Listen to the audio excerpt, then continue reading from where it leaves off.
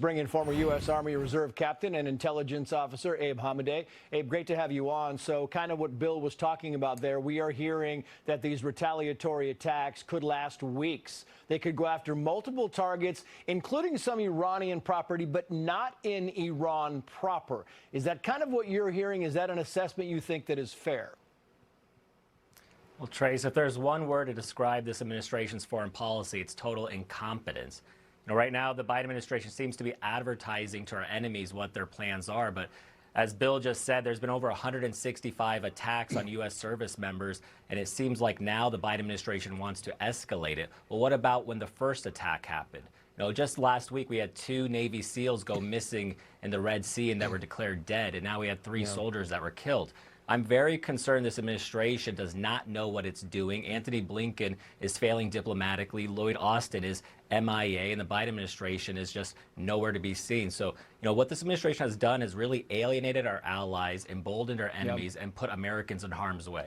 You touched on this a little bit earlier, Abe, but I'm wondering because there are reports about these Iranian proxies, including the Houthis, who have kind of left. They fled their bases in anticipation of these American strikes maybe coming. Are we giving too much of our hand away here? I mean, is this something that we think might be taking a little too long and giving it too much information to give people time to get ready?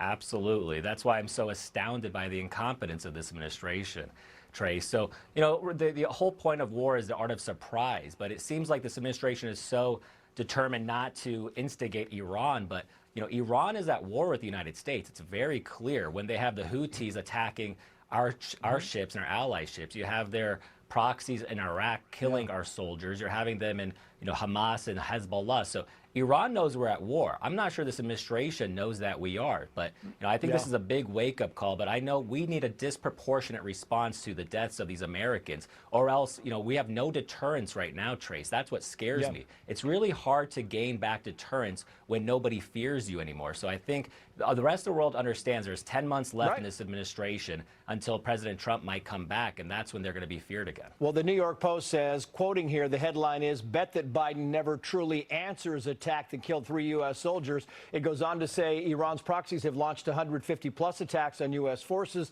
these last few months with no let-up. Despite Biden's pinprick strike responses and supposed private messages and empty public don't to Iran, why didn't the White House have a response planned in advance, or did it have a plan, namely to do as little as possible? And that's kind of a feeling here. I got about 30 seconds for you, Abe, but it really is the feeling of maybe they just do kind of these multiple attacks in various targets over the next 15 weeks and call it a day. Exactly right, Trace. I mean, the Houthis have been firing missiles since October, and it took them how long until they decided to reclassify them as a foreign terrorist organization?